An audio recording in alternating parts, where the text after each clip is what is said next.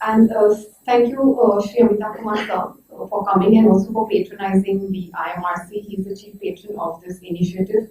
So may I request you to please come and address us. Thank you.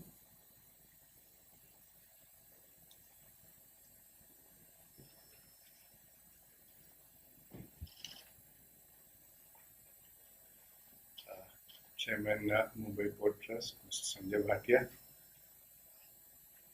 Mrs. Joshi, all organizers and patrons, distinguished guests. This is my second year here, and I remember in the last seminar we had discussed in detail the need for research in maritime field, and we had said that India is the hub for talent in maritime sector. We claim ourselves to be the best in the world in maritime field, but when it comes to research, especially published research in international journals, our contribution to maritime field is next to negligible. And I'm so glad that in the next session itself, we are now concentrating on research, both applied research, as Chairman MBPT mentioned, which is of course the need of the hour and which needs to be taken care immediately. And I'm sure we have collectively the wisdom and the strength to take care of the immediate needs of the Indian maritime sector, especially the port sector, which is expanding exponentially and which has the need to expand if we have to cater to the requirements of the country in the next 5 to 10 years. The maritime industry is also going through a lot of churning internationally. And in IMO, a strategic shift is being made insofar as shipping operates. IMO has decided to align all its policies to the development goals of UNO and has now started legislating on issues that were never considered in IMO before. So if IMO made participation of women in maritime sector as its theme last year, was something that was never discussed in the 70 odd years of IMO because of its focus on sustainable development and UN development goals. The other major focus now of international community is on ocean governance and maritime pollution. We all know that London Convention had come about 28, 29 years back. And India still has no clue as to how to implement London Convention. We have been debating on these issues for more than 20 years. And when you debate on an issue for more than 20 years, it loses all significance or relevance, either nationally or internationally. But then that is one convention which had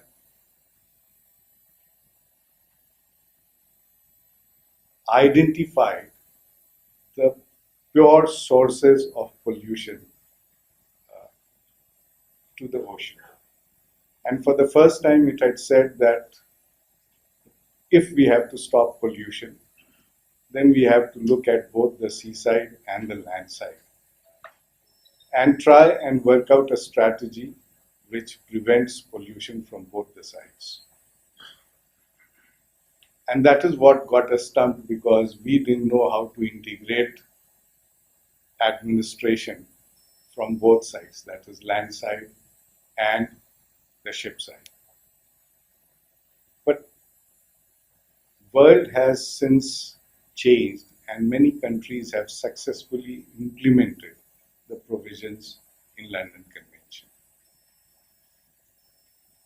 London Convention is just an example, but this is where the world is now growing. And for a fairly long time, we have ignored this aspect of maritime governance, that is environment. But we have started to suffer because of the ignorance on our part. And today when we see the kids cleaning Warsaw Beach or Dadar Beach or Juhu Beach,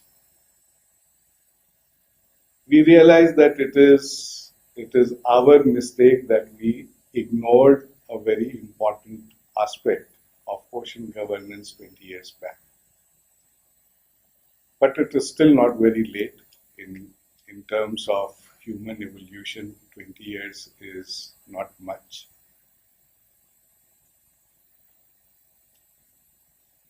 But this is one aspect that, as a civil society, as intelligentsia class, as maritime administrators, and as people involved in maritime sector, we have to wake up to, and we have to start doing original work to find solutions to our problems. Imagine Mr. Bhatia getting 2,500 cruise vessels, and if these vessels come across a dump of plastic in the ocean, what will happen to our cruise tourism?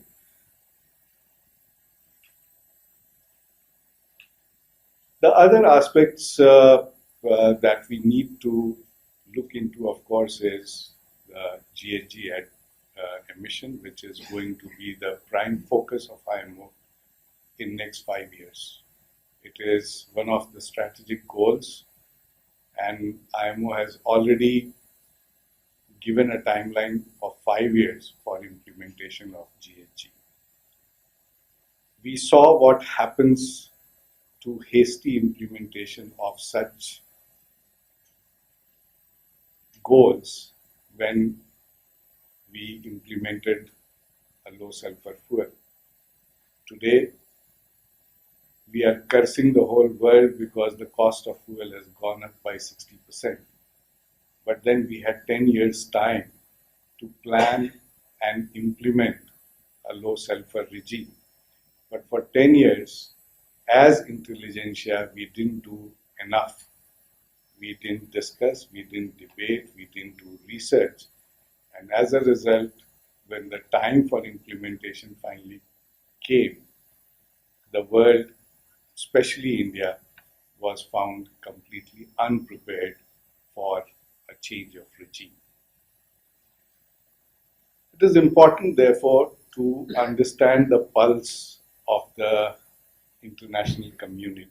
And as a key player of the international community, it is no more possible for India to stand alone and step aside and implement its policies, which is not acceptable to the world per se.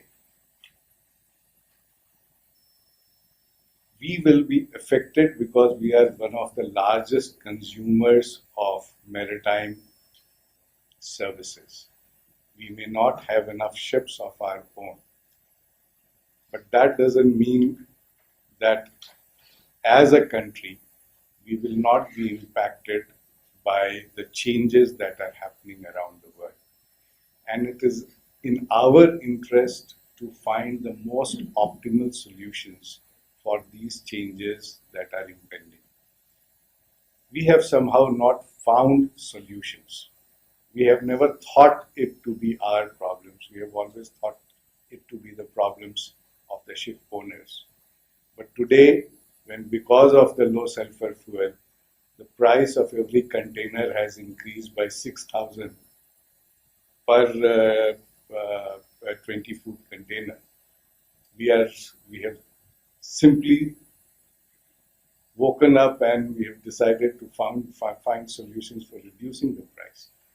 Price cannot be reduced unless and until the price of the fuel reduces.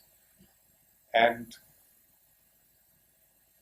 again, we can't afford to become the lone crusader and say that we will not be implementing the environment goals of the United Nations or the IMRC. It is the forum like this that has to anticipate the problems, the developments, and find a solution way before it impacts us adversely. The other issue that is being discussed and that we know is going to hit us badly, with India now having more than 240,000 active seafarers, is automation. Automation is happening gradually, and every automation is going to impact the job. Even if it doesn't impact the numbers immediately, it is definitely going to impact the nature of job being performed on board a ship. And as maritime supplier, as a supplier of seafarer, as maritime knowledge hub, we have both opportunities and